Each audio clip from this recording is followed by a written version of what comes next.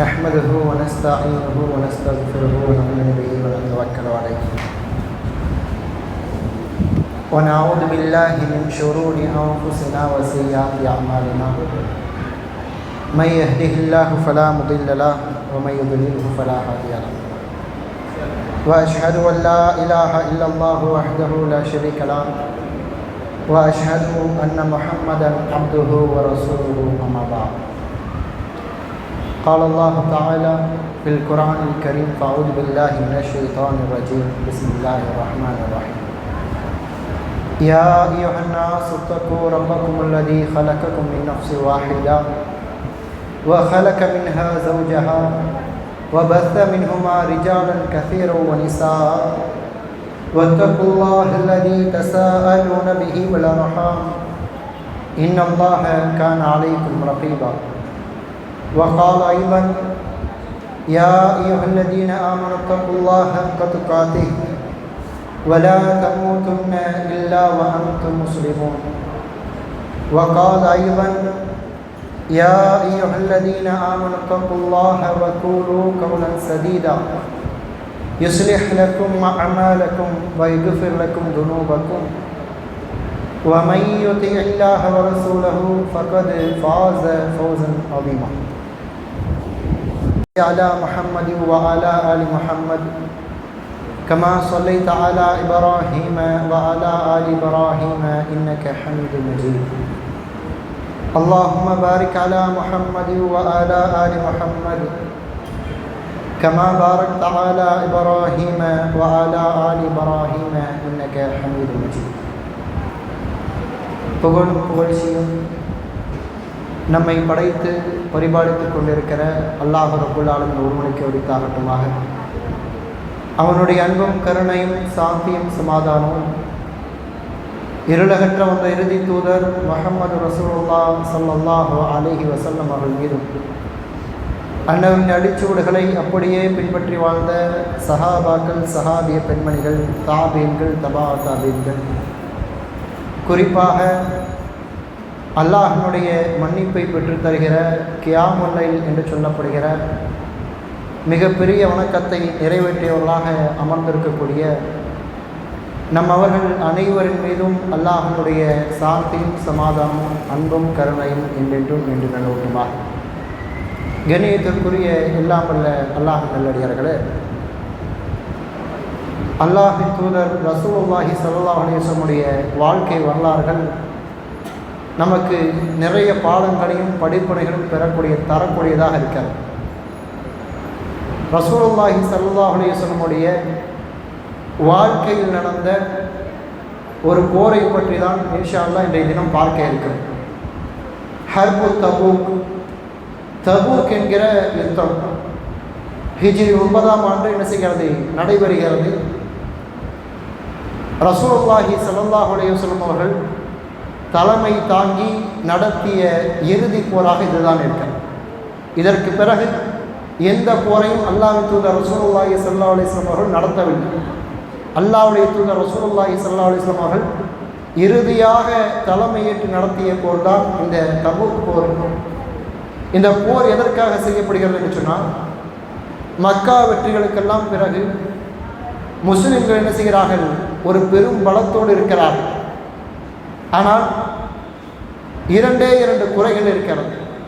ஒன்று, ரோம பேரரசினுடைய ஒரு அழுத்தம். அவர்கள் எப்பொழுது வேண்டுமானாலும் நம்மை தாக்கலாம் என்கிற ஒரு பயம் முஸ்லிம்களிடத்தில் இருந்து கொண்டே இருந்தது. இந்நேரம் மதீனாவில் என்ன செய்தார்கள், சஹாபாக்கள் பாதுகாப்பு பணியில் இருந்து கொண்டே இருந்தார்கள். எந்த நேரம் வேண்டுமானாலும் வந்துவிடலாம் என்று சொல்லி ஒரு பயத்தில் இருந்தார்கள். இன்னொரு நோக்கம், முஸ்லிம்களுக்குள்ளாகவே முனாஃபிக்குகள் இருந்து கொண்டிருந்தார்கள். அவர்கள் என்ன செய்ய முடியல, முஸ்லிம்களால் எதையுமே அவர்களை செய்ய முடியவில்லை. அவர்கள் என்ன செய்தார்கள், முஸ்லிம்களுக்குள்ளேயே ஒரு குழப்பத்தை ஏற்படுத்தி கொண்டிருந்தார்கள். இப்போ அப்படிப்பட்ட முனாஃபிக்குகளை பிரித்து அறிவிப்பதற்காக அல்லாஹ் ரப்பல் ஆலமீன் இந்த போரை ஏற்படுத்தினார். அதே போல் சஹாபாக்களை பொறுத்த வரைக்கும் இந்த மக்கா வெற்றியின் போது எப்படிப்பட்ட ஒரு நிலைக்கு வந்து விடுகிறார்கள் என்று சொன்னால், அவ்வளோதான்ப்பா, இனி போரெலாம் கிடையாது, இனி இதுக்குள்ளே என்ன செய்து கொள்ளலாம், வாழ்ந்து கொள்ளலாம் என்று சொல்லக்கூடிய ஒரு குறிப்பிட்ட அளவில் மட்டும் என்ன செஞ்சுக்கலாம், ஆட்சி நடத்தி கொள்ளலாம் என்கிற ஒரு எண்ணத்தோடு வந்திருந்தார்கள். அல்லாஹ் ரப்பல் ஆலமீன் அதை முறியடிக்கும் விதமாக இஸ்லாமிய ஆட்சி இன்னும் பெரிதாக வளர வேண்டும் என்பதற்காக அல்லாஹ் ரப்பல் ஆலமீன் இந்த தபூக் போர் என்ன செய்கிறான், ஏற்படுத்துகிறான். பொதுவாக அல்லாஹ்வின் தூதர் ரசூலுல்லாஹி ஸல்லல்லாஹு அலைஹி வஸல்லம் இடத்துல ஒரு நடைமுறை இருந்தது. அல்லாஹ்வின் தூதர் ரசூலுல்லாஹி ஸல்லல்லாஹு அலைஹி வஸல்லம் அவர்கள் ஏதாவது ஒரு இடத்திற்கு போரை எடுத்து சென்று நடத்துகிறார்கள் என்று சொன்னால் எந்த இடத்தில் வைத்து போர் நடைபெறப் போகிறது என்றெல்லாம் என்ன செய்ய மாட்டார்கள், அறிவிக்க மாட்டார்கள். நம்ம போருக்கு போகிறோம், எல்லாம் தயாராகுங்கள் என்று சொல்லி என்ன செய்கிறாங்க, ரசூலுல்லாஹி ஸல்லல்லாஹு அலைஹி வஸல்லம் அவர்கள் கிளம்பி விடுவார்கள். ஆனால் இந்த தபூக் போரை பொறுத்த வரைக்கும் அல்லாஹ்வின் தூதருடைய நடைமுறை எப்படி இருந்தது என்று சொன்னால், அல்லாஹ்வின் தூதர் ரசூலுல்லாஹி ஸல்லல்லாஹு அலைஹி வஸல்லம் அவர்கள் தெளிவாக சொன்னார்கள், நாம் தபூக்கிற்கு செல்கிறோம், எல்லோரும் ஆயத்தமாகிக் கொள்ளுங்கள், எல்லாவற்றையும் தயார்படுத்திக் கொள்ளுங்கள் என்று சொல்லி முன்னதாகவே சொல்லிவிட்டார். இதற்கு மட்டும் ஏன் சொல்லினார்கள் என்று சொன்னால், என்றால் போகக்கூடிய போர் அந்த அளவுக்கு ஒரு சிரமமான ஒரு போர்க்களம், அவ்வளவு தூரங்கள் சென்று என்ன செய்ய வேண்டும், சண்டையிட்டு வர வேண்டும். எனவே அல்லாஹ்வின் தூதர் ரசூலுல்லாஹி ஸல்லல்லாஹு அலைஹி வஸல்லம் அவர்கள் வெளிப்படையாக அறிவித்தார்கள், நாம் இந்த இடத்துக்கு போகிறோம், இங்கே சண்டையிடுகிறோம் என்று சொல்லி வெளிப்படையாக அறிவித்தார்கள். இப்படி எல்லாரும் தயாராகுங்கள் என்று சொன்ன உடனேயே முஸ்லீம்கள் எல்லாம் தயாராக ஆரம்பித்து விட்டார்கள். மற்ற போர்க்களத்துக்கும் இதுக்கும் என்ன ஒரு வித்தியாசம் அப்படின்னு கேட்டோம்னா, பத்ர் போர்க்களத்தை பொறுத்தவரைக்கும் முஸ்லீம்களுடைய எண்ணிக்கை எவ்வளோ இருந்துச்சு, சொல்லுங்க. பத்ர் போர்க்களத்தில் முஸ்லீம்களுடைய எண்ணிக்கை எவ்வளோ இருந்துச்சு? 313, 17 இப்படி 300 சொச்சம் பேர் இருந்தார்கள். உஹது போரில் முஸ்லீமுடைய எண்ணிக்கை எவ்வளோ இருந்துச்சு? 1000 நபர்கள் இருந்தார். ஆனால் இந்த தபூக் போரின் போது முஸ்லீமுடைய எண்ணிக்கை எவ்வளவு இருக்கிறது என்று சொன்னால் 30,000 படை வீரர்கள் இருக்கிறார். எத்தனை பேர்?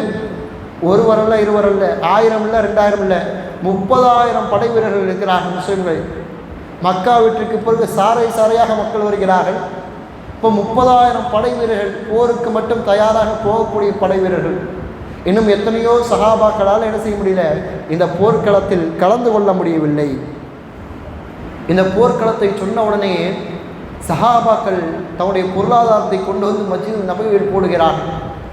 எந்த அளவுக்கு பொருளாதாரத்தை கொண்டு வந்து கொடுக்குறாங்கன்னா, உஸ்மான் இப்னு அஃபான் ரலியல்லாஹு அன்ஹு அவர்கள் என்ன செய்கிறார்கள், ஷாம் தேசத்திற்காக வியாபாரத்துக்காக 100 ஒட்டகங்களை வைத்திருக்கிறார்கள்.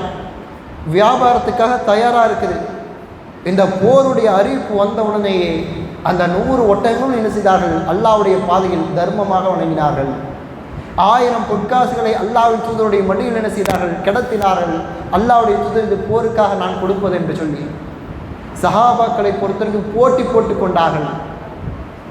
உமர் இப்னுல் கத்தாப் ரலியல்லாஹு அன்ஹு அவர்களை பார்த்து அல்லாஹ்வின் தூதர் ரசூலுல்லாஹி ஸல்லல்லாஹு அலைஹி வஸல்லம் கேட்டார்கள், உமர், இந்த போர்க்களத்திற்காக நீங்கள் என்ன கொண்டு வந்திருக்கீங்க? உமர் இப்னுல் கத்தாப் ரலியல்லாஹு அன்ஹு சொன்னார்கள், அல்லாஹ்வுடைய தூதரே, என்னுடைய சொத்தில் பாதியை நான் எடுத்து கொண்டு வந்து விட்டேன். என்னுடைய சொத்தில் 2ஆ பிரித்து ஒரு பங்கை கொண்டு வந்துட்டேன். அபூபக்கர் சித்திக் ரலியல்லாஹு அன்ஹு அவர்களை பார்த்து கேட்டார்கள், அபூபக்கரை நீங்கள் என்ன கொண்டு வந்திருக்கிறீர்கள்? அபூபக்கர் சித்திக் ரலியல்லாஹு அன்ஹு சொன்னார்கள், அல்லாஹ்வுடைய தூதரே, என்னுடைய வீட்டில் அல்லாஹ்வையும் அல்லாஹ்வுடைய தூதரையும் தவிர மற்ற அனைத்தையும் நான் கொண்டு வந்து விட்டேன் என்று சொல்லி முழு சொத்தையும் என்ன செய்தார்கள், கொண்டு வந்து கொடுத்தார்கள். இன்னும் சஹாபாக்களை பொறுத்த வரைக்கும் எதையுமே என்ன செய்ய மாட்டார்கள், எவ்வளவு இருக்கிறதோ கொடுத்து விடுவார்கள். இன்னும் ஒரு சில ஏழை சஹாபாக்கள், எதுவுமே இல்லாதவர்கள், அவருடைய நிலைமை எப்படி இருந்தது தெரியுமா? அவர்கள் நேராக வேலைக்கு சென்று அன்றைய தினம் சம்பாதித்து அந்த சம்பாத்தியத்தை கொண்டு வந்து கொடுத்தார்கள் அல்லாஹ்வின் தூதரிடத்தில். இப்படி என்ன செய்தார்கள், நன்மையில் போட்டி போட்டு கொண்டார்கள். இந்த போர்க்களத்தில் நாம் பெறக்கூடிய ஒரு பாடம் என்னது, நன்மையில் போட்டி போட்டு கொள்ள வேண்டும். போட்டி போட்டுத்தான் என்ன செய்ய முடியும், நன்மையை அதிகமாக செய்ய முடியும். உதாரணத்துக்கு இந்த பகுதியில் ஒரே ஒரு மளிகை கடை இருக்குன்னு வைங்க, ஒரே ஒரு மளிகை கடை இருக்குது. அவருடைய நடைமுறை எப்படி இருக்கும்? அவர் நினைக்கும் போது வருவார், அவர் நினைக்கும் போது கடையை திறப்பார், நினைக்கும் போது கடை என்ன செய்வார், கூட்டிகிட்டு போயிடுவார். இந்த மாதிரி என்ன செய்வார், நடைமுறை இருக்குது. அதான் அந்த கடைக்கு எதிர்த்தாப்புல இன்னொரு கடை வந்துருச்சுன்னா அவருடைய நடைமுறை எப்படி இருக்கும்? காலையில் நேரத்தில் வந்துடுவார், கஸ்டமரை விட்டுறக்கூடாது, காலையில் நேரத்தில் வந்துடுவார், சாப்பாட்டை கொண்டு வந்துடுவார், முழுக்க கடையிலேயே இருப்பார். அந்த கடைக்காரை எப்போ கடையை சாத்திட்டு போகிறானோ அதுக்கப்புறம் தானே நான் கடையை சாத்துவேன்னு சொல்லிட்டு அப்படி என்ன செய்வார்? கஷ்டப்பட்டு கொண்டு கடையில் வியாபாரம் செய்வார். காரணம் என்ன? போட்டி வந்து விட்டோம் என்று சொன்னால் நம்முடைய நடைமுறை இப்படி தான். அல்லாஹ் சொல்கின்றால் நீங்கள் நன்மையில் போட்டி போட வேண்டும். நன்மையை பற்றி சொல்கிற போது குர்ஆனில் நீங்கள் எடுத்து பார்க்கலாம். எங்கேயுமே நடந்து போங்க, மெதுவாக போங்கன்னு சொல்ல மாட்டான். நன்மை என்று சொல்லி வருகிற போது சாபிகு இலா மக்ஃபிரத்தின் மின் ரப்பிக்கும் வஜன்னா, அல்லாஹ்வுடைய மன்னிப்பின் பக்கமும் சொர்க்கத்தின் பக்கமும் ஒருவர் போட்டி போட்டு கொண்டு செல்லுங்கள். சாரியு இலா மக்ஃபிரா, அல்லாஹ்வின் மன்னிப்பின் பக்கம் ஓடோடி செல்லுங்கள் என்று சொல்லி இப்படி தான் அல்லாஹ் ரப்பல் என்ன செய்வான்? சொல்லுவான். ஏன்? நன்மையில் ஒரு போட்டி இருக்கும். ஒரு போட்டி இருந்தால் தான் என்ன செய்ய முடியும்? அதிகமாக செய்ய முடியும். சஹாபாக்கள் இடத்துல என்ன செய்கிறது? இந்த பழக்கம் இயல்பாகவே இருந்தது. இப்படி சஹாபாக்கள் தர்மம் செய்வதை பார்த்து முனாஃபிக்குகள் என்ன செய்தார் என்று சொன்னால், முனாஃபிக்குடைய வேலை என்னது? எங்கடா சான்ஸ் கிடைக்கும் முஸ்லிம்களை கேலி கிண்டல் பண்ணலான்னு பார்ப்பாங்க. அப்போ முனாஃபிக்குகள் என்ன செய்கிறார்கள்? கேலி கிண்டல் பண்ண ஆரம்பிக்கிறார்கள். ரப்புல் ஆலமீன் இதை குறித்து தன்னுடைய அருள்மறையாம் திருக்குர்ஆனிலே சொல்கின்றான், அல்லதீன யல்மிஸூனல் முத்தவ்வஈன மினல் முஃமினீன் ஃபிஸ் ஸதகாத். முனாஃபிக்குகள் பொருளாதாரத்தை அதிகமாக கொண்டு வந்து தருகிற சஹாபாக்களை பார்த்து என்ன செய்கிறார்கள்? கிண்டல் அடிக்கிறார்கள். வல்லதீன லா யஜிதூன இல்லா ஜுஹ்தஹும் ஃபயஸ்கரூன மின்ஹும். தன்னுடைய உழைப்பை தவிர வேறு எதுவுமே கொண்டு வரலையே அந்த சஹாபாக்களை பார்த்து அவர்கள் என்ன செய்கிறார்கள்? ஏளனம் செய்கிறார்கள். ஸஹிரல்லாஹு மின்ஹும், அல்லாஹ் அந்த முனாஃபிக்குகளை ஏளனம் செய்கின்றான். இந்த சஹாபாக்களை பார்த்து அவர்கள் ஏளனம் செய்கிறார்கள், அல்லாஹ் அவர்களை பார்த்து ஏளனம் செய்கின்றான். வலஹும் அதாபுன் அலீம், நிச்சயமாக அவர்களுக்கு கடுமையான வேதனை இருக்கிறது என்று சொல்லி ரப்புல் ஆலமீன் என்ன செய்தான்? வசனத்தை இறக்குகிறான். அடுத்ததாக என்ன செய்கிறார்கள்? சஹாபாக்கள் ஒரு சிலர் வருகிறார்கள். எவ்வளவு பொருளாதாரத்தை போட்டு என்ன செய்ய முடியல, சரியாக ஈடு கட்ட முடியவில்லை. காரணம் 30,000 படை வீரர்கள் இருந்தார்கள். இன்னும் பல ஆயிரம் நபர்கள் என்ன செய்தார்கள்? இருந்து கொண்டே இருந்தார்கள். அப்போ ஒரு முஃமினுடைய கூட்டம் வருகிறது. சஹாபாக்களுடைய அழுகைக்கான காரணங்களை பாருங்கள். ஒரு முஸ்லிமுடைய கூட்டம் வருகிறது, வந்து கேட்கிறார்கள், அல்லாஹ்வுடைய தூதரே, நீங்கள் தபூக்குக்கு போகிறீங்கன்னு கேள்விப்பட்டோம், எங்களையும் கூட அழைத்து செல்லுங்கள், எங்களுக்காக ஏதாவது ஒரு வாகன வசதி ஏற்பாடு செய்து கொடுங்கள் என்று சொல்லி கேட்கிறார்கள். அதற்கு ரசூலுல்லாஹி ஸல்லல்லாஹு அலைஹி வஸல்லம் சொல்லுகிறார்கள், லா அஜிது மா அஹ்மிலுக்கும் அலை, என்னால் எந்த ஒரு ஏற்பாட்டையும் செய்ய முடியாது. ஏன்னா இருக்கிற 30,000 பேர் என்ன செய்கிறார்கள்? 17 நபர்கள் ஒரு ஒட்டகத்தில் பயணிக்கிறார்கள். ஒவ்வொருவரும் என்ன செய்கிறார்கள்? முறை வைத்து ஒரு சிறிய தூரம் இவர் அமர்ந்து கொள்வார், பிறகு அவர் இறங்கிடுவார், இன்னொருத்தர் உட்காருவார். இப்படி என்ன செய்தார்கள்? பயணம் செய்தார்கள். அப்போ இந்த சஹாபாக்கள் வந்து கேட்கும்போது என்னால் முடியாதுன்னு சொல்லிடுறாங்க. அப்போ அந்த சஹாபாக்கள் என்ன செய்தார்கள்? திரும்பி போகிறாங்க. அவங்க திரும்பி போகிற போது அவருடைய நிலை எப்படி இருந்தது? அல்லாஹ் ரப்புல் ஆலமீன் தன்னுடைய அருள்மறையாம் திருக்குர்ஆனிலே சொல்லி காண்பிக்கிறான். அவர்கள் திரும்பி செல்கிற போது தவல்லவ் அயுனஹும் தஃபீலு மினத் தம்இ ஹஸனா, நபியே நீங்கள் முடியாதுன்னு சொல்லிட்டீங்க. அவங்க திரும்பி செல்கிற போது அவருடைய கண்களில் கண்ணீர் வந்து கொண்டிருக்கிறது. அல்லாஹ் எஜிதுமா யுன்ஃபிகூன், எங்களால் செலவு செய்ய எதுவுமே இல்லை என்று சொல்லி கவலையால் கண்ணீரை ஒடித்துவிட்டு என்ன செய்தார்கள்? சென்றார்கள் என்று சொல்லி அல்லாஹ் ரப்புல் ஆலமீன் சொல்லி காண்பிக்கிறான். அப்படி சஹாபாக்கள் செய்தார்கள். போருக்கு செல்ல முடியாமல் அழுத வரலாறு இந்த தபூக்குடைய வரலாறு. போருக்கு புறப்படுறாங்க. முனாஃபிக்குடைய அடுத்த வேலை. அந்த காலகட்டம் எப்படிப்பட்ட காலகட்டம்னா, தபூக்கில் கடுமையான ஒரு வெயில். வெயில் என்று சொன்னால் அப்படிப்பட்ட ஒரு வெயில், கடுமையான வெயில். ஆனால் மதீனாவுக்குள்ளே எப்படி இருக்கும் என்று சொன்னால், மதீனாவுடைய மரங்கள் எல்லாம் தன்னுடைய பழங்களை தரக்கூடிய ஒரு காலம். மதீனாவுடைய மரங்கள் நிழல் தரக்கூடிய ஒரு காலம். அப்படிப்பட்ட ஒரு காலம். யாருக்குமே மதீனாவை விட்டு வெளியே போகணும்னு மனசு வராது. அல்லாஹ்வுடைய தூதர் சொல்கிறாங்க, போருக்கு போனான். உடனே முனாஃபிக்குகள் சொன்னார்கள், வகாலு லா தன்ஃபிரு ஃபில் ஹர், எங்கப்பா போகிறீங்க? இந்த வெயிலில் எவனாவது போருக்கு போவானா? அது தபூக் வரைக்கும் போக முடியுமா நம்மளால்? இந்த வெயிலில் போகாதீங்கன்னு சொல்லிட்டு முனாஃபிக்குகள் தடுத்தார்கள். அப்போ அல்லாஹ் ரப்புல் ஆலமீன் வசனத்தை இறக்கினான். அவங்க வெயிலில் போகாதீங்கன்னு சொல்கிறாங்க. குல், நபியே நீங்கள் சொல்லுங்கள், நாரு ஜஹன்னம அஷத்து ஹர்ரா, நிச்சயமாக நரகத்துடைய வெப்பம் என்பது இந்த உலகத்துடைய வெப்பத்தை விட கடுமையானது, போர்க்களத்துக்கு செல்லுங்கள் என்று சொல்லி அல்லாஹ் எழுதிதான் வசனத்தை இறக்கினான். சஹாபாக்கள் எல்லாம் செய்கிறார்கள், புறப்பட்டு செல்கிறார்கள். அந்த வழியில் போகிற போது தபூக் யுத்தத்தை பொறுத்த வரைக்கும் பல முனாஃபிக்களை கொண்டு என்ன செய்ய முடியவில்லை, மதீனாவை தாண்டி அவங்களால வர முடியல. ஏன்னா அல்லாஹ்வுடைய சோதனை அப்படிப்பட்ட ஒரு சோதனையாக இருந்துச்சு. இன்னும் ஒரு சிலை பற்றி சகாபாக்கள் சொல்லிக்கொண்டே வந்தார்கள், அல்லாஹ்வுடைய தூதரே இவர் வரவில்லை, இந்த மனிதர் வரவில்லை என்று சொல்லுவார்கள். அப்படி ஒவ்வொரு பேர் வருகிற போதும் அல்லாஹ்வின் தூதர் ரசூலுல்லாஹி ஸல்லல்லாஹு அலைஹி வஸல்லம் அவர்கள் சொல்லுவார்கள், அவர் நல்லவராக இருந்தால் அல்லாஹ் ரப்பல் ஆலமீன் நம்மோடு சேர்த்து வைப்பார். அவர் மூலமாக நமக்கு தீர்ந்து நேர்வதாக இருந்தால் அல்லாஹ் ரப்பல் ஆலமீன் அவரை விட்டு நம்மை காப்பாற்றினான், வாருங்கள் போகும் சொல்லிட்டு என்ன செய்றாங்க, அப்படியே போய்கொண்டே இருக்கிறாங்க. அப்படி போய்கொண்டு இருக்கிற நேரத்தில் தூரத்திலிருந்து ஒரு மனிதர் என்ன செய்கிறார்கள், வருகிறார்கள். அபூதர் கிஃபாரி ரலியல்லாஹு அன்ஹு. முஸ்லிம்கள் கூட என்ன செய்கிறாரு, போகிறார். ஆனால் இவருடைய வயதான ஒட்டகம் மற்ற ஒட்டங்களுடைய வேகத்துக்கு ஈடாக போக முடியல. ஒரு குறிப்பிட்ட இடத்துக்கு மேலே என்ன செய்கிறது என்று சொன்னால் அந்த ஒட்டகம் அப்படியே என்ன செய்கிறது, அமர்ந்து விடுகிறது. இந்த சஹாபி என்ன செய்திருக்கலாம், சரி ஒட்டகம் அமர்ந்துருச்சு, நம்ம திரும்பி மதீனாவுக்கு போகலான்னு சொல்லிட்டு மதீனாவுக்கு போகாமல் அந்த அந்த ஒட்டகத்துடைய அனைத்து சுமையும் எடுத்துக்கொண்டு தனி ஒருவராக அந்த சுடுகிற வெயிலில் பாலைவனத்தில் செய்தார்கள், நடந்து சென்று கொண்டு இருந்தார்கள். யோசித்து பாருங்கள் நண்பர்கள், இன்றைக்கி பிரயாணம் போக வேண்டும் என்று சொன்னால் ஒரு ஏடிஎம் கார்டு இருந்தால் போதும். அன்னைக்கு அப்படி அல்ல. தபூக் வரைக்கும் போகிறோம் என்று சொன்னால் அனைத்து உணவுகள் அனைத்து சுமைகளும் என்ன செய்யும், அவர்கள் கட்டி கொண்டு எடுத்து செல்ல வேண்டும். இப்போ அந்த அனைத்தும் என்ன செய்கிறாக, தன்னுடைய முதுகில் வைத்துக்கொண்டு தனி ஒருவராக, துணைக்கு யாருமே இல்லை, தனி ஒருவராக நடந்து செல்கிறார்கள். அப்போ முஸ்லிம்கள் ஒரு இடத்தில் கூட ஆரம்பிக்கிறார்கள். யாரெல்லாம் வரலன்னு சொல்லி வருகிற போது அந்த பேரில் சொல்கிறாங்க, அல்லாஹ்வுடைய தூதரை அபூதர் கிஃபாரியும் வரவில்லை. அல்லாஹ் தூதர் இந்த பேரை கேட்ட உடனே என்ன செய்கிறார்கள், சற்று சோகமாகிறார்கள். பிறகு தூரத்தில் பார்க்கிறாங்க, ஒரு மனிதர் சொல்கிறார்கள், அல்லாஹ்வுடைய தூதரே தூரத்தில் ஒரு மனிதர் வந்து கொண்டிருக்கிறார். அப்படி சொன்ன உடனேயே அல்லாஹ்வின் தூதர் ரசூலுல்லாஹி ஸல்லல்லாஹு அலைஹி வஸல்லம் அவர்கள் பார்க்கவில்லை யாருமே, தூரத்தில் வரக்கூடிய நபர் தெரியவில்லை. ஆனால் ரசூலுல்லாஹி ஸல்லல்லாஹு அலைஹி வஸல்லம் சொன்னாங்க, குன் யா அபாத, வரக்கூடியவர் அபூதராக இருக்கட்டும், வரக்கூடியவர் அபூதராக இருக்கட்டும் என்று சொன்னார்கள். அப்படியே அந்த மனிதர் அருகில் வருகிறார்கள். அல்லாஹ்வுடைய தூதர் ரசூலுல்லாஹி ஸல்லல்லாஹு அலைஹி வஸல்லம் அவர்கள் சொன்னது போலவே அபூதர் கிஃபாரி ரலியல்லாஹு அன்ஹு அவர்கள் நடந்து வந்தார்கள். அதை பார்த்து அல்லாஹ்வின் தூதர் சொன்னார்கள், யம்ஷி வஹதஹு வ யமூது வஹதஹு வ யுபஅஸு வஹதஹு. தனியாக நடந்தார், தனியாக மரணிப்பார், இன்னும் மறுமையில் தனியாக எழுப்பப்படுவார் என்று சொல்லி அவருக்கு சிறப்பை சொன்னார்கள். அவருடைய மரணமும் அப்படிதான் இருந்தது. மரணிக்கக்கூடிய நேரத்தில் அந்த சஹாபி பாலைவனத்தில் மனைவியோடு தன்னந்தனியாக இருக்கிறாங்க. மரண நேரம் மனைவி அழுகிறாங்க, எனக்கு யார் உதவி செய்வார், உங்களை எப்படி நான் தஃபன் செய்வேன் என்று சொல்லி அழுகிறார்கள்.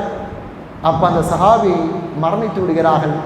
அந்த சஹாபியை குளிப்பாட்டி கஃபன் செய்துவிட்டு மனைவி காத்திருக்கிறார்கள் பாலைவனத்தில் தன்னந்தனியாக. அப்போ அப்துல்லா இப்னு மசூத் ரலியல்லாஹுடைய வியாபார கூட்டம் என்ன செய்கிறது, மதீனாவை நோக்கி வருகிறது. அப்போ அந்த இடத்தில் சொல்லப்படுகிறது, அல்லாஹ்வின் தூதருடைய சாஹிப், அல்லாஹ்வுடைய தூதருடைய தோழர் அபூதர் கிஃபாரி அவர்கள் மரணித்து விட்டார் என்று சொல்லப்படுகிறது. அந்த அப்துல்லா இப்னு மசூத் ரலியல்லாஹு அவர்கள் அந்த ஜனாசாவை பார்த்தவுடன் தேம்பி தேம்பி அழுதார்கள். அழுது கொண்டு சொன்னார்கள், இவரை பற்றி நான் கேள்விப்பட்டிருக்கிறேன். அல்லாஹ்வின் தூதர் சொன்னார்கள், தனியாக நடந்தார், தனியாக மரணிப்பார், தனியாக எழுப்பப்படுவார் என்று சொல்லி.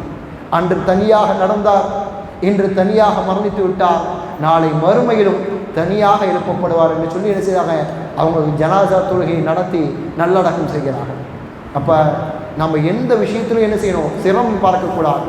சிரமம் எந்த அளவுக்கு ஒரு விஷயத்தில், எந்த ஒரு அமலில் சிரமம் அதிகமாக இருக்கோ அந்த அமலில் நன்மையும் என்ன செய்யும், அதிகமாக இருக்கும் என்பதற்கு ஒரு சிறந்த உதாரணம் அபூதர் கிஃபாரி ரலியல்லாஹு அன்ஹு அவர்கள். அதே போல் இந்த போர்க்களத்தை பொறுத்து எந்த அளவுக்கு கஷ்டப்பட்டார்கள் முஸ்லீம்கள் என்று சொன்னால், உமர் இப்னு கத்தாப் ரலியல்லாஹு அன்ஹு கேட்கப்படுகிறது, உங்களுடைய வாழ்நாள் பல போர்க்களங்களில் கலந்துருக்கீங்க, நீங்கள் பல்வேறு நிகழ்ச்சியில் கலந்துருக்கிறீங்க, ஒரு சிரமமான ஒரு நேரத்தை சொல்லுங்கள் என்று சொல்லி கேட்கலாம். அப்போ உமர் இப்னு கத்தாப் ரலியல்லாஹு அவர்கள் சொன்னார்கள், நான் தபூக்குக்கு அல்லாஹ்வின் தூதரோடு சென்றோம். அப்படி செல்லக்கூடிய வழியில் எங்களுக்கு தண்ணீர் போதவில்லை. எங்களுடைய தோழர்கள் என்ன செய்தார்கள் என்று சொன்னால், ஒட்டகங்களை அறுத்து அவருடைய வயிற்றில் இருக்கக்கூடிய தண்ணீரை குடித்தார்கள். அந்த தண்ணீரை தங்களுடைய மேல் என்ன செய்தார்கள், ஊற்றி கொண்டார்கள். அப்போ அல்லாஹ்வின் தூதர் ரசூலுல்லாஹி ஸல்லல்லாஹு அலைஹி வஸல்லம் அவர்கள் அவர்களிடம் அபூபக்கர் சித்திக் ரலியல்லாஹு அவர்கள் சென்று சொன்னார்கள், அல்லாஹ்வுடைய தூதரை பிரார்த்தனை செய்யக்கூடாது என்று சொல்லி கேட்டார்கள். அல்லாஹ்வுடைய தூதர் 2 கைகளை உயர்த்தினார்கள். எங்களுடைய கூட்டத்திற்கு மட்டும் பிரத்யோகமாக அன்றைய தினம் மழை பொழிந்தது, நாங்கள் அனைவரும் அதை தண்ணீரை சேகரித்து வைத்துக் கொண்டோம் என்று சொல்லி அந்த காலத்தை சொல்லி காண்பிக்கிறாங்க. அதே போல இமாம் அபூ ஹுரைரா ரலியல்லாஹு அன்ஹு இடத்துல கேட்கப்படுகிறது, இந்த போருக்கு என்ன பேர் அப்படிங்கன்னா கஸ்வத்துல் உஸ்ரா என்று சொல்லுவாங்க, சிரமமான போர்.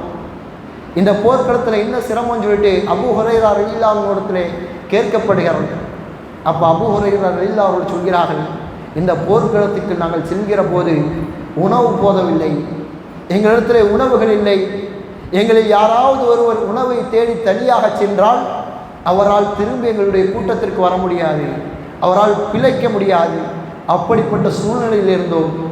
அப்போ எங்களில் தோழர்கள் சென்று கேட்டார்கள் அல்லாஹ்வின் தூதரிடத்தில், அல்லாஹ்வின் தூதரை, பசிக்கிறது, உணவு எதுவும் இல்லை, ஒட்டகங்களை அறுத்து விடலாமா, ஒட்டகங்களை அறுத்து சாப்பிட்டு விடலாமா என்று சொல்லி கேட்டார்கள். அப்போ அல்லாஹ்வின் தூதர் ரசூலுல்லாஹி ஸல்லல்லாஹு அலைஹி வஸல்லம் அவர்கள் இஃபாலு, அதே போல செய்யுங்கள் சொல்கிறாங்க. ஒட்டகங்கிறது அது பிரயாணத்தில் மிக முக்கியமான ஒன்று. ஆனால் சஹாபாக்கள் அப்பொழுது இருந்த நிலை எப்படி இருந்ததுன்னு சொன்னால் அல்லாஹ்வின் தூதராலேயே தாங்க முடிகிறது. வந்து சஹாபாக்கள் கேட்கிற போது செய்து கொள்ளுங்கள் என்று சொன்னார். உடனே உமர் இப்னு கத்தாப் ரலியல்லாஹு அவர்கள் தடுக்கிறார்கள், அல்லாஹ்வுடைய தூதரை, இப்படி நம்ம செஞ்சால் நம்மளால் தபூக் வரைக்கும் போக முடியாது. உடனே அல்லாஹ்வின் தூதருடைய முஅஜிஸாத், அல்லாஹ் ஒரு முஅஜிஸாத்தை, அற்புதத்தை ஏற்படுத்துகிறான். அல்லாஹ்வின் தூதர் ரசூலுல்லாஹி ஸல்லல்லாஹு அலைஹி வஸல்லம் அவர்கள் ஒரு செம்பரியாடு அமரக்கூடிய அளவுக்கு என்னது ஒரு இடம் இருக்கிறது, ஒரு தோலை விரித்தார். உணவுகளை கொண்டு வாருங்கள் என்று சொன்னார்கள். இப்படி கொண்டு வரப்பட்ட உணவு எது தெரியுமா? ஒரு மனிதர் சில பேரிச்சம்பளைகளை கொண்டு வந்தார், இன்னொருவர் சில கோதுமை மாவை கொண்டு வந்தார், இன்னொருவர் கொழுப்பு போன்ற ஒன்றை என்ன செய்தார்கள் கொண்டு வந்தார்கள். அவ்வளவுதான் அவனத்தில் இருந்தது, அதை கொண்டு வந்து கொடுத்தார்கள். அந்த இந்த சிறிய ஒரு இடத்தில் அதை போட்டுவிட்டு அல்லாஹ்வின் தூதர் துஆ செய்கிறார்கள். அதில் பரக்கத்து ஏற்படுகிறது. எந்த அளவுக்கு என்று சொன்னால் எல்லா சஹாபாக்கிட்டு அல்லாஹ்வின் தூதர் சொல்கிறாங்க, எல்லோரும் எடுத்துக்கொள்ளுங்கள், உங்களுடைய பாத்திரங்களை நிரப்பிக்கொள்ளுங்கள் என்று சொல்கிறார்கள். எல்லா சஹாபாக்களும் தங்களுடைய பாத்திரத்தில் அந்த உணவுகளை எடுக்கிறார்கள். கிட்டத்தட்ட எத்தனை பேர், 30,000 நபர்கள் இருந்தார்கள். அத்தனை பேரும் அனைத்து உணவுகளும் என்ன செய்தார்கள், அந்த உணவை எடுத்துக்கொண்டார்கள். ஆனாலும் உணவு என்ன செய்யவில்லை, தீரவில்லை. அப்படிப்பட்ட பரக்கத்தை அல்லாஹ் ரப்பல் ஆலமீன் செய்தான், அந்த போர்க்களத்தில் கொடுத்தான். அதே போல இந்த போர்க்களத்தை பொறுத்த வரைக்கும் முஸ்லிம்கள் ஒரு பகுதியை கடந்து சென்றார். அழிவு நேர்ந்த ஒரு பகுதி, சமூக கூட்டத்தார்கள் வாழ்ந்த ஒரு பகுதி. சமூக கூட்டத்தாருக்கு அல்லாஹ் ரப்பல் ஆலமீன் ஒரு நபியை என்ன செஞ்சான், அனுப்பினான். எந்த இறை தூதரை அனுப்பினான்? சாலிஹ் அலைஹிஸ்ஸலாம் அவர்கள் என்ன செய்யணும், அனுப்புகிறான். அவர்கள் ஏற்க மறுத்த கருத்து அல்லாஹ் ரப்பல் ஆலமீன் இந்த சமுதாயத்தை அழிக்கிறான். அப்படிப்பட்ட இடத்தை கடந்து செல்கிறார்கள். அப்போ அல்லாஹ்வின் தூதர் ரசூலுல்லாஹி ஸல்லல்லாஹு அலைஹி வஸல்லம் அவர்கள் பாருங்கள், தூதர் என்ன செய்கிறான்னு சொன்னால் தன்னுடைய தலையில் துணியை போர்த்து கொண்டு அழுது கொண்டே செல்கிறார்கள். தோழர்களை பார்த்து சொன்னார்கள், இந்த பகுதியை கடக்கும்போது அழுது கொண்டே கடந்து செல்லுங்கள், ஏனென்றால் இது அல்லாஹ்வுடைய வேதனை இறங்கிய இடம். அல்லாஹ்வின் வேதனை பற்றி ஒரு பயம் இருந்து கொண்டே இருந்தது முஸ்லிம் இடத்தில். இத்தனைக்கும் அல்லாஹ் ரப்பல் ஆலமீன் சொல்லியிருந்தார், என்னது, நான் நபியே, நீங்கள் இந்த சமுதாயத்தில் இருக்கிற வரைக்கும் இந்த இடத்துல அழிவு வராதுன்னு சொல்லியிருந்தான். அப்படிப்பட்ட நபியே என்ன செய்தார்கள், அழுது கொண்டே அந்த இடத்தை கடந்து சென்றார்கள். இப்படி ஒரு சிரமமான நேரமாக என்ன செய்தார்கள், அந்த இடத்தை கடந்து செல்கிறார்கள். இமாம் ஹசனுல் பஸ்ரி ரஹ்மத்துல்லாஹி அவர்கள் சையது தாபி என்று சொல்வார்கள், தாபினுடைய தலைவர். அவர் சொல்கிறார்கள், இந்த போர்க்களத்தில் சஹாபாக்கள் தபூக்கை சென்றடைகிற வரை எப்படி இருந்தார்கள் சொன்னால், ஒரு சஹாபி ஒரு பேரிச்சம்பழத்தை எடுத்து சாப்பிடுவார். பேரிச்சம்பழம் எடுத்து ஒரு பகுதியை கடிப்பார், கடித்து விட்டு இன்னொரு இடத்துல கொடுப்பார். அந்த சஹாபி வாங்கி இன்னொரு பகுதியை கடித்து விட்டு இன்னொரு இடத்துல கொடுப்பார். இப்படி மாறி மாறி கடைசியில் ஒருவர் என்ன செய்யும், அந்த கொட்டை இருக்கும், அதை வாயில் போட்டுக்கொண்டு சூப்பிக்கொண்டே செல்வார்கள். யோசித்து பாருங்கள், பேரிச்சம்பழம் எவ்வளோ பெருசுங்க இருக்கும், எவ்வளோ பெருசு இருக்கும், ஒரு சாதா இவ்வளோ பெருசு இருக்குமா? அதை சஹாபாக்கள் இப்படி 4-5 சஹாபாக்கள் இப்படி செய்து போனார்னு சொன்னால் எந்த அளவுக்கு கஷ்டமான ஒரு சூழ்நிலை இருக்குது யோசித்து பார்க்க கடமைப்பட்டு இருக்கோம். இவ்வளோ சிரமப்பட்டு தபூக்குக்கு போகிறாங்க, போய் நிற்கிறார்கள். ரோமர்கள், உலகமே எங்களை கண்டு அஞ்சுகிறது என்று சொன்ன ரோமர்கள் முஸ்லிம்களை பார்த்து பயந்து விட்டார்கள். ரோமர்கள் படைக்கும் களத்திற்கு வருவார்கள் என்று சொல்லி முஸ்லிம்கள் சென்று நிற்கிறார்கள் தபூக்கில். ஆனால் ரோமர்கள் எல்லாம் தலை தெறித்தென செய்தார்கள், ஓடிவிட்டார்கள். எந்த அளவுக்கு முஸ்லிம்களுக்கு அல்லாஹ் ரப்பல் ஆலமீன் அந்த நிலத்தில் கண்ணியத்தை கொடுத்தார் என்று சொன்னால், வரலாற்று ஆய்வாளர்கள் எழுதுவார்கள், இஸ்லாம் 3 காலகட்டங்களில் மிகப்பெரிய வெற்றியை கண்டது. கூட்டம் கூட்டமாக மக்கள் வந்தார்கள். முதலாவது காலகட்டம் அக்கபா உடன்படிக்கையின் போது, 2வது காலகட்டம் மக்கா வெற்றியின் போது, 3வது காலகட்டம் தபூக் யுத்தம் முடித்ததற்கு பிறகு என்று சொல்லி சொல்கிறார்கள். முதல் ஒப்பந்தம் முடிஞ்சதுக்கு அப்புறம் மக்கள் செய்கிறார்கள் 10, 100, 200 இப்படி வருகிறார்கள். மக்கா வெற்றிக்கு பிறகு ஆயிரக்கணக்கில் வந்து சேர்கிறார்கள். தபூக்கை முடிச்சுட்டு மதீனாவுக்கு வராங்க, லட்சக்கணக்கில் என்ன செய்கிறார்கள், இஸ்லாத்தை நோக்கி வருகிறார்கள். ஏனென்றால் அனைவரும் அறிந்து கொண்டார்கள் முஸ்லிம்கள் தான் இந்த உலகை ஆளுவார்கள் என்று சொல்லி அன்றைய தினம் என்ன செய்தார்கள், அனைவரும் அறிந்து கொண்டார்கள். எந்த அளவுக்கு ஜிஸியா வரி வருகிறது என்று சொன்னால், எந்த அளவுக்கு கஷ்டப்பட்டு போனாங்களோ திரும்பி வருகிற போது அல்லாஹ் ரப்பல் ஆலமீன் அந்த அளவுக்கு பொருளாதாரத்தை கொடுத்து என்ன செய்தான், அனுப்பினார். ரோமர்கள் தெரித்து ஓடியதுமே அங்கே இருக்கக்கூடிய சிற்றரசர்கள்லாம் என்ன செய்தார்கள் என்று சொன்னால், அல்லாஹ்வின் தூதரோடு ஒப்பந்தங்களை செய்தார்கள். ஜிஸியா வரி கொடுக்கிறேன் என்று சொல்லி என்ன செய்தார்கள், ஒப்பந்தம் செய்தார்கள். அதில் ஒரு அரசன் என்ன செய்கிறான், சிற்றரசன், அல்லாஹ்வுடைய தூதர் அவனை பிடிப்பதற்காக காலித் இப்னு வலீத் ரலியல்லாஹு அன்ஹு அனுப்புகிறார்கள்.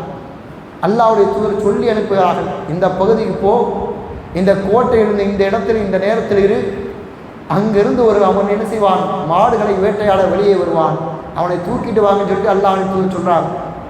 அதே போல காலித் இப்னு வலீத் ரலியல்லாஹு அன்ஹு சிறு சஹாபாக்களை அழைத்து செல்கிறார்கள். அப்படியே கோட்டைக்கு வெளியில் என்ன செய்கிறார்கள், மறைந்து காத்திருக்கிறார்கள். அல்லாஹ்வுடைய தூதர் சொன்னது போலே என்ன செய்கிறான், மாட்டை விரட்டி கொண்டு அந்த அரசன் வருகிறான், வேட்டையாடி கொண்டு வருகிறான். எந்த ஒரு கஷ்டமுமே படாமல் அவனை என்ன செய்கிறாங்க, அழகாக பிடிச்சிட்டு வராங்க. பிடித்து கொண்டு வந்தால் அவன் கொடுக்கக்கூடிய தன்னுடைய உயிருக்கு கொடுக்கக்கூடிய மதிப்பு என்னவென்று சொன்னால், பல 1000 கவச ஆடைகளை கொடுக்கிறான், பல 1000 ஒட்டகங்களை கொடுக்கிறான். அவன் தன்னிடத்தில் நிலை மதிப்பாக வைத்திருந்த ஒரு பட்டை அல்லாஹ்வின் தூதருக்கு அன்பளிப்பாக கொடுத்தான். அந்த பட்டை பார்த்தனே அந்த சஹாபாக்கள் என்ன செய்தார்கள் என்று சொன்னால், ஆச்சரியத்தின் உச்சிக்கு சென்று விட்டார். இப்படி ஒரு பட்டா ஒரு மனிதரிடத்தில் இப்படிப்பட்ட ஒரு ஆடையா என்று சொல்லி சஹாபாக்கள் எல்லாம் ஆச்சரியப்பட்டார்கள். அப்போ அல்லாஹ்வின் தூதர் ரசூலுல்லாஹி ஸல்லல்லாஹு அலைஹி வஸல்லம் சொன்னார்கள், வல்லதி நஃப்ஸி பியதி, என்னுடைய உயிர் யாருடைய கைவசம் இருக்கிறதோ அவன் மீது சத்தியமாக, சஅத் இப்னு முஆதுடைய கைக்குட்டை சொர்க்கத்தில் இதைவிட அழகாக இருக்கும் என்று சொல்லி காண்பித்தார்கள். இப்போ அவ்வளவு கனிமத்து பொருட்கள் என்ன செய்கிறது, வருகிறது. அந்த போர்க்களத்தை முடித்து என்ன செய்கிறார்கள், திரும்பி வருகிறார்கள். திரும்பி வந்த உடனேயே இதுவரைக்கும் முனாஃபிக்குகளோடு என்ன செய்தார்கள், சமரசமாக போய் கொண்டிருந்தார்கள். சரி, முஸ்லிம் என்கிற போர்வைக்குள் இருக்கிறார்கள் என்று சொல்லி தபூக் முடிஞ்சு வந்த கையோட அல்லாஹ் ரப்பல் ஆலமீன் வசனத்தை இறக்கிறான். முனாஃபிக்குகள் தனியாக ஒரு மஸ்ஜிதை வைத்திருந்தார்கள். அந்த பள்ளிக்கு அல்லாஹ்வுடைய தூதர் என்ன செஞ்சாங்க, அடிக்கடி கூப்பிட்டே இருந்தாங்க, அல்லாஹ்வுடைய தூதர் நீங்கள் வந்து தொழுகை நடத்தி என்ன செய்யுங்க, ஆரம்பித்து கொடுங்கன்னு. அல்லாஹ்வுடைய தூதர் போகவில்லை. தபூக்கை முடித்து விட்டு வந்து என்ன செய்கிறேன், தொலை வைக்கிறேன்னு சொல்லிட்டு வந்தாங்க. அப்போ அல்லாஹ் ரப்பல் ஆலமீன் சொன்னான், முஹம்மது நீங்கள் அங்கே போய் என்ன செய்யாதீங்க, தொலை வைக்காதீங்க. அந்த பள்ளியை முனாஃபிக்குகள் எதுக்கு கட்டியிருக்கிறாங்கன்னு சொன்னால், முஸ்லிம்களுக்கு எதிராக சூழ்ச்சி செய்வதற்கும், இன்னும் ஒவ்வொரு முறை அவர்கள் தொழாமல் சுற்றி திரிகிற போது சஹாபாக்கள் என்ன செய்வாங்க, ஏன் தொழுகலன்னு சொல்லிட்டு கேட்பாங்க. முனாஃபிக்களால் எதுவும் சொல்ல முடியாது. ஏதாவது ஒரு பள்ளி நமக்குன்னு கட்டிக்கிட்டோம்னா சஹாபாக்கள் கேட்டால் தொழுதாச்சின்னு போய் சொல்லிடலாம், அதுக்காகவே பள்ளியை கட்டினாங்க. இப்போ யோசிச்சு பாருங்கள், சஹாபாக்கள் தொழாத நபர்களை எந்த கண்ணோட்டத்தோடு பார்த்திருக்கிறார்கள் சொல்லி. அப்போ அல்லாஹ்வுடைய தூதர் திரும்பி வருகிற போது சஹாபாக்களுக்கு கட்டளையிட்டார்கள், நேராக போய் என்ன செய்யுங்க, முதல்ல அந்த பள்ளிவாசலை இடித்து தரமட்டமாக்குங்கள் என்று சொல்லி. அந்த சஹாபாக்கள் செய்தார்கள், போய் அந்த பள்ளியை தரமட்டமாக்குகிறார்கள். இன்று நாம் இருக்கக்கூடிய இதே நேரத்தில் இதே ரமலானுடைய மாதத்தில் என்ன செய்தார்கள், சஹாபாக்கள் திரும்பி மதீனாவுக்கு வந்து அடைகிறார்கள். ஷாபான் என்ன செய்கிறாங்க, போகிறாங்க. கிட்டத்தட்ட 50 நாள் 30 நாட்கள் பிரயாணத்திலேயே என்ன செய்கிறது, கழிகிறது. 20 நாட்கள் என்ன செய்கிறார்கள், தபூக்கில் தங்குகிறார்கள். இப்படியாக 50 நாட்கள் முடிந்து ரமலானுடைய மாதத்தில் வந்திருக்கிறார்கள். அல்லாஹ்வின் தூதர் ரசூலுல்லாஹி ஸல்லல்லாஹு அலைஹி வஸல்லம் அவங்க மதீனாவுக்கு வந்து விட்டார்கள். போர்க்களத்தை முடித்து வந்த உடனேயே அல்லாஹ்வின் தூதருடைய நடைமுறை 2 ரக்காத்துகள் தொழுவார்கள். தொழுது விட்டு யாரெல்லாம் வரவில்லை, என்ன காரணம் என்று சொல்லி கேட்பார்கள். அப்படி அல்லாஹ்வின் தூதர் ரசூலுல்லாஹி ஸல்லல்லாஹு அலைஹி வஸல்லம் அவர்கள் வந்து தொழுகிறார்கள். தொழுகிற போதே முஃமின்களில் ஒரு சிலருக்கு என்ன செய்கிறது, பயம் வந்து வருகிறது. முனாஃபிக்கள் எல்லோரும் செய்யவில்லை, வரவில்லை. முஸ்லிம்களில் ஒரு சிலர் என்ன செய்யல, ஒரு 3 நபர்கள் போர்க்களத்திற்கு வரவில்லை. காரணம் அலட்சியமாக அப்புறம் பார்த்துக்கலாம் அந்த எண்ணத்தோடு என்ன செய்யவில்லை, வரவில்லை. அந்த 3 சஹாபாக்கள் யார் என்று சொன்னால், கஅப் இப்னு மாலிக் ரலியல்லாஹு அன்ஹு அவர்கள், ஹிலால் இப்னு உமையா, முராரா இப்னு அர்-ரபி என்று சொல்லக்கூடிய 3 நபித்தோடு என்ன செய்யல, போர்க்களத்திற்கு வரவில்லை. இப்போ அல்லாஹ்வுடைய தூதர் என்ன செய்கிறாங்க, பள்ளிக்கு வந்து விட்டார்கள். வந்த உடனேயே கஅப் இப்னு மாலிக் ரலியல்லாஹு அவர்களுடைய கால்கள் எல்லாம் மாட்டம் காணுகிறது. மற்றவர்கள் என்ன சொல்லலாம், அல்லாஹ்வுடைய தூதரத்தில் ஏதாவது சொல்லிவிடலாமா என்று சொல்லி என்ன செய்கிறார்கள், தனியாக ட்ரைனிங் எடுக்கிறார்கள், சொல்லி காண்பிக்கிறார்கள். அல்லாஹ்வுடைய தூதர் இப்படி கேட்டால் இப்படி சொல்லி என்ன செஞ்சிடலாம், தப்பித்து விடலாம் என்று சொல்லி கேட்கிறார்கள். அப்போது ஒவ்வொரு அல்லாஹ்வுடைய தூதர் என்ன செய்கிறாங்க, ஒவ்வொரு இடத்துல வந்து கேட்குறாங்க. ஒவ்வொரு முனாஃபிக்கும் வருகிறார்கள், வந்து என்னுடைய மனைவிக்கு உடம்பு சரியில்லை, எனக்கு உடம்பு சரியில்லை, இந்த வேலை இருந்தது அதனால் வரவில்லை என்று சொல்லி ஒவ்வொரு காரணங்களாக சொல்லி என்ன செய்து விடுகிறார்கள், தப்பித்து விடுகிறார்கள். அல்லாஹ்வுடைய தூதர் மேலதிகமாக என்ன செய்யலை, எதையும் கேட்கவில்லை. அப்படியா, சரி விடுங்கன்னு சொல்லிட்டு என்ன செய்கிறாங்க, அனுப்பிடுறாங்க. கிட்டத்தட்ட 80 முனாஃபிக்குகள் இப்படியே என்ன செய்து விட்டார்கள், தப்பித்து விட்டார்கள். அல்லாஹ்வுடைய தூதர் துருவியில் என்ன செய்ய மாட்டாங்க, கேள்வி கேட்க மாட்டாங்க. அப்படியா, சரி அப்படின்னு விட்டுருவாங்க. இப்போ கஅப் இப்னு மாலிக் ரலியல்லாஹுடைய இடம் வருகிறது. அப்படியே வரிசையில் என்ன செய்கிறார்கள், அவரும் அருகில் வருகிறார். இறுதியில் அவருடைய நேரம் வருகிறது. அல்லாஹ்வின் தூதரத்தில் வந்து அமர்கிறார்கள். இவ்வளவு நேரம் ஏதாவது பொய் சொல்லி தப்பித்து விடலாம் என்று சொல்லி கஅப் இப்னு மாலிக் ரலியல்லாஹு அவர்கள் யோசித்திருந்தார்கள். ஆனால் அல்லாஹ்வுடைய தூதர் அருகில் வந்து உட்கார்ந்ததுமே, அந்த நுபுவத்தையுடைய உடலை பார்த்ததுமே, முகத்தை பார்த்ததுமே கஅப் இப்னு மாலிக் ரலியல்லாஹு அவர்களுக்கு பேச்சு வரவில்லை. மாறாக சொன்னார்கள், அல்லாஹ்வுடைய தூதரே, இந்த இடத்தில் உங்களை தவிர வேறு யாராவது அமர்ந்திருந்தால் என்னுடைய வாதத்திறமையினால் நான் தப்பித்திருப்பேன். மற்ற அனைவரையுடையும் நான் வாதத்திறமையுடையவன், நான் தப்பித்திருப்பேன். ஆனால் நீங்கள் அல்லாஹ்வுடைய தூதர், நான் பொய் சொன்னால் அல்லாஹ் உங்களுக்கு அறிவித்து விடுவான். என்னுடைய சோம்பேறித்தனத்தின் காரணமாகத்தான் நான் வரவில்லை. பிறகு பார்த்து கொள்ளலாம் நேரத்தை தள்ளி போட்டேன். இறுதியாக என்னால் போர்க்களத்திற்கு வர முடியவில்லை என்று சொல்லி உண்மையான காரணத்தை சொல்கிறார்கள். சொன்ன உடனே அல்லாஹ்வின் தூதர் ரசூலுல்லாஹி ஸல்லல்லாஹு அலைஹி வஸல்லம் சொன்னார்கள், தோழர்களே, உங்களுடைய இந்த தோழர் உண்மை சொல்லிவிட்டார். அல்லாஹ் ரப்புல் ஆலமீன் இவர் விஷயமாக வசனங்களை இறக்கிற வரை, சொல்லுகிற வரை யாரும் இவரிடத்தில் பேசாதீர்கள் என்று சொல்லி என்ன செய்கிறார்கள், சொல்லிவிடுகிறார்கள். இவரும் அந்த 3 சஹாபாக்களும் என்ன செய்கிறார்கள், அல்லாஹ்வுடைய தூதர் இந்த தண்டனை சொல்கிறாங்க. அல்லாஹ் ரப்புல் வசனத்தை இறக்கிற வரைக்கும் யாரும் பேசக்கூடாது. அழுது கொண்டே மூவரும் செல்கிறார். அப்போ இந்த கஅப் இப்னு மாலிக்குடைய ரலியல்லாஹு அன்ஹுடைய குலத்தார்கள் வந்து சொல்கிறாங்க, என்னப்பா அழுனி, முனாஃபிக்குகள் அந்த 80 பேர் என்னமா போய் சொல்லி தப்பிச்சிட்டாங்க, நீ ஏதாவது சொல்லி தப்பிச்சிருக்கலாம்ல, ஏன் உண்மையை சொல்லி இப்படி பண்ணிட்டியே, இப்படி தண்டனை அனுபவிக்கிறேன்னு சொல்லிட்டு என்ன செய்கிறாங்க, வந்து அவர்களை பார்த்து சொன்னார்கள். ஆனாலும் கஅப் இப்னு மாலிக் ரலியல்லாஹு அவர்கள் அந்த தண்டனையை ஏற்றுக்கொண்டார்கள். மற்ற இருவரும் அழுது கொண்டே வீட்டில் அமர்ந்து கொள்கிறார்கள். மற்ற இருவரை பொறுத்தவரைக்கும் வயசானவங்க, ஆனால் இந்த சஹாபியை பொறுத்தவரைக்கும் இளமையானவங்க. இந்த சஹாபி என்ன செய்கிறான்னு சொன்னால், யார் பேசாட்டி எனக்கு என்ன, நான் பேசுகிறேன் என்று சொல்லி நேராக பள்ளிக்கு வருவாங்க. ஜமாத் தொழுகையில் கலந்து கொள்வார்கள். எல்லாத்துக்கும் சலாம் சொல்லுவாங்க. ஆனால் யாருமே என்ன செய்ய மாட்டாங்க, வலைக்கும் சலாம் என்று சொல்லி யாருமே சொல்ல மாட்டார்கள். அல்லாஹ்வின் தூதரிடத்தில் வந்து சொல்வார்கள், அல்லாஹ்வுடைய தூதரும் என்ன செய்ய மாட்டார்கள், பதில் சொல்ல மாட்டார்கள். அல்லாஹ் வந்து சஃபில் உட்காருவாங்க. அல்லாஹ்வின் தூதரை பார்ப்பார்கள். அல்லாஹ்வுடைய தூதர் வேறு ஒரு இடத்தில் என்ன செய்வார்கள், திருப்பிக் கொள்வார்கள். பிறகு அந்த சஹாபி வேறு எங்காவது பார்க்கும்போது அல்லாஹ்வுடைய தூதர் என்ன செய்வார்கள், அந்த சஹாபியை பார்ப்பாங்க. இப்படியாக நாட்கள் ஓடுகிறது.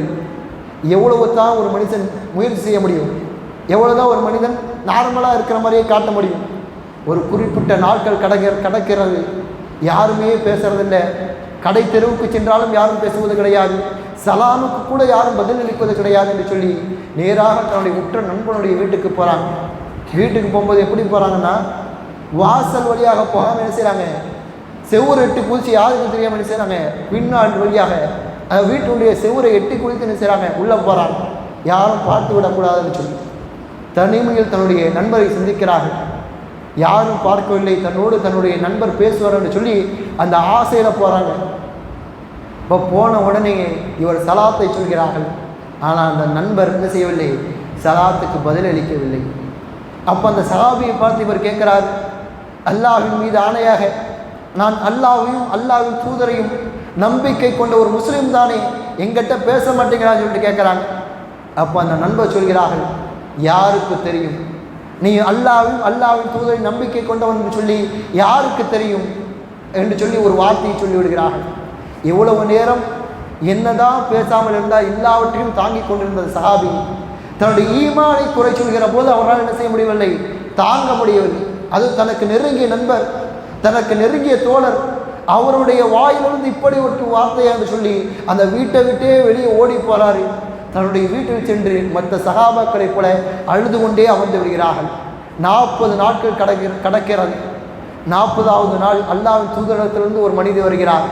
வந்து சொல்கிறார்கள், நற்செய்தி சொல்லவில்லை, மாறாக சொன்னார்கள், நீங்கள் உங்களுடைய மனைவியும் தவிர்ந்திருக்க வேண்டும் என்று சொல்லி அல்லாஹ்வுடைய தூதர் சொன்னார்கள் என்று சொல்லி என்ன செய்கிறாங்க சொல்கிறார்.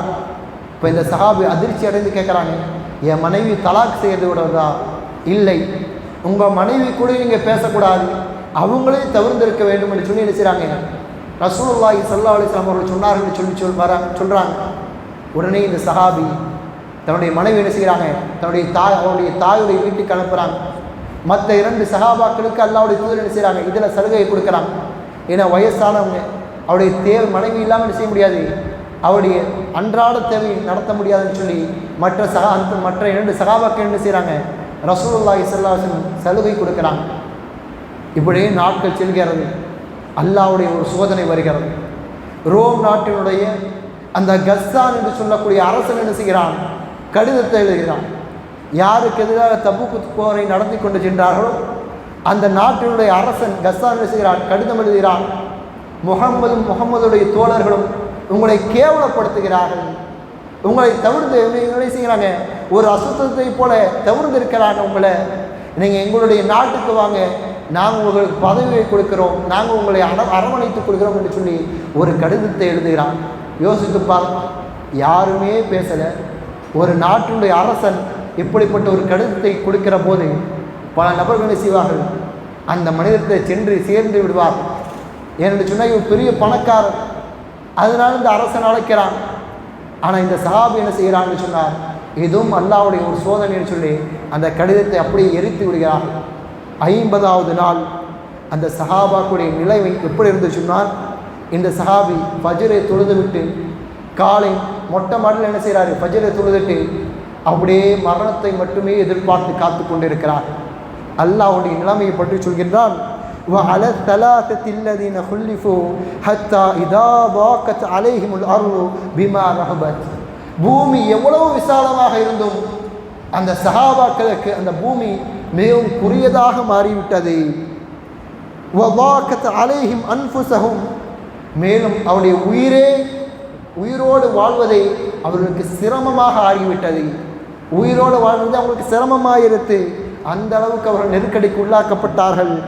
وظنوا ألا ملجأ من الله إلا إليه, அல்லாஹ்வை தவிர நம்ம எங்கும் செல்ல முடியாது என்று சொல்லி அவர்கள் மூவரும் அறிந்து கொண்டார்கள். ثم تاب الله عليهم ليتوبوا, பிறகு அல்லாஹ் அவர்களை மன்னித்தான் என்று சொல்லி இந்த வசனத்தை அப்படியே இறக்குகிறான். இன்னல்லாஹ ஹுவ தவ்வாபுர் ரஹீம், நிச்சயமாக அல்லாஹ் தௌபாவை ஏற்றுக்கொள்ளக்கூடியவனாக கருணை மிக்கவனாக இருக்கிறான் என்று சொல்லி இந்த வசனத்தை அன்றைய நாள் ஃபஜ்ரில் இறக்குகிறான். இறக்கிய உடனே தூரத்திலிருந்து ஒரு சத்தம் வருகிறது, கஅப் இப்னு மாலிக்கே நற்செய்தி பெற்றுக் கொள்ளுங்கள், அல்லாஹ் உங்களை மன்னித்து விட்டான் என்கிற ஒரு செய்தி வருகிறது. இந்த சஹாபி அதை கேட்ட உடனேயே ஒரு சந்தோஷம், அப்படியே நேர் அந்த வீட்டிலிருந்து இறங்கி என்ன செய்கிறாங்க, பள்ளிக்கு நடந்து வருகிறார்கள். இவரை பார்த்த உடனேயே முகம் சுழித்து முகம் திருப்பி செல்கிற சஹாபாக்கள் இவரை பார்த்த உடனே என்ன செய்கிறார்கள், ஓடோடி வந்து சலாத்தை சொல்கிறார்கள், ஆறத் தழுவுகிறார்கள். அப்படியே அந்த வீதி எங்கும் என்ன செய்கிறார்கள், அவரை அப்படியே வரவேற்கிறார்கள். பள்ளிக்கு போகிறாங்க. அல்லாஹ்வின் தூதர் ரசூலுல்லாஹி ஸல்லல்லாஹு அலைஹி வஸல்லம் அவர்கள் எழுந்து வந்து என்ன செய்கிறார்கள், கட்டி அணைத்து அவரை வரவேற்கிறாங்க. இந்த சஹாபி சொல்கிறார்கள், நான் பிறந்த நாளிலேயே, என்னை என் தாய் பெற்றெடுத்த நாளிலேயே நான் இதை போல ஒரு மகிழ்ச்சி அடையவில்லை, அந்த அளவுக்கு அன்றைய தினம் நான் மகிழ்ச்சி அடைந்தேன் என்று சொல்லி தன்னுடைய வரலாற்றை அவர்கள் சொல்லி காண்பிக்கிறார்கள். அந்த அளவுக்கு என்ன செய்தான் ரப்புல் ஆலமீன் அவரை கண்ணியப்படுத்தினான். எல்லோரும் வந்து என்ன செய்தார்கள், ஆரத்தழுவி அந்த மூவரையும் வரவேற்றார்கள். இன்னும் அல்லாஹ் ரப்புல் ஆலமீன் இந்த மூவரை பற்றி சொல்கிற போது இவருடைய அனைத்து பாவங்களையும் மன்னித்து விட்டேன் என்று சொல்லி என்ன செய்தான் வசனத்தில் சொன்னான். ஆனால் அதே நேரத்தில் அந்த 80 முனாஃபிக்குகள் பொய் சொல்லி தப்பிச்சாங்களா இல்லையா, அவர்களை குறித்தும் வசனத்தை இருக்கிறான். என்ன வசனம்? நாளை மறுமையில் உங்களுக்கு கடினமான வேதனை இருக்கிறது, வேதனைக்கு அஞ்சிக் கொள்ளுங்கள் என்று சொல்லி அவர்களை நரகவாதிகள் என்று சொல்லி அல்லாஹ் முத்திரை குத்தினான். அப்போ இந்த வரலாறு நம்ம பெறக்கூடிய மிக முக்கியமான பாடம் என்னவென்று சொன்னால், நம்முடைய வாழ்க்கை எந்த இடத்திலுமே நம்ம உண்மையை தான் பேசணும். குளில் ஹக்க வளவுக்கான முர்ரா, கசப்பாக இருந்தாலும் நமக்கு பிரச்சனை, நமக்கு தீங்கு தரக்கூடியதாக இருந்தாலும் கூட அந்த நேரத்தில் கூட நம்ம உண்மையை தான் பேசணும். உண்மையை நாம் பேசினோம் என்று சொன்னால் அந்த நேரத்தில் நமக்கு சிரமம் ஏற்பட்டாலும் கூட பிறகு அல்லாஹ் ரப்புல் ஆலமீன் ஒரு கண்ணியத்தை கொடுப்பான். பொய்யை சொன்னால் அந்த நேரத்தில் அந்த பிரச்சனை வெளியே வந்தாலும் கூட அல்லாஹ் ரப்புல் ஆலமீன் நமக்கென ஒரு தண்டனை என்ன செய்திருப்பான், பிறகு வரக்கூடிய காலத்தில் வைத்திருப்பான். எனவே நம்முடைய வாழ்நாளில் நாம் உண்மையை மட்டுமே பேச வேண்டும். இப்படிப்பட்ட உண்மைதனமான படிப்பினை என்ன செய்கிறது இந்த போர்க்களம் தருகிறது. எனவே இந்த போர்க்களம் இன்னும் பல படிப்பினையை தரக்கூடியதாக இருக்கிறது. எனவே இந்த போர்க்களத்தை பற்றி நாம் என்ன செய்யணும், விரிவாக படிக்க வேண்டும். அல்லாஹ் ரப்புல் ஆலமீன் இன்று நாம் அறிந்த இந்த போர்க்களத்தில் இருக்கக்கூடிய பாடங்களையும் படிப்பினையும் பெறக்கூடிய மக்களாகவும், இன்னும் இந்த சஹாபாக்களைப் போல உண்மையை பேசக்கூடிய மக்களாகவும் ரப்புல் ஆலமீன் நம் அனைவரும் ஆக்கி அருள் புரிவானாக. ربنا آتنا في الدنيا حسنة وفي الآخرة حسنة وقنا عذاب النار. السلام عليكم ورحمة الله وبركاته.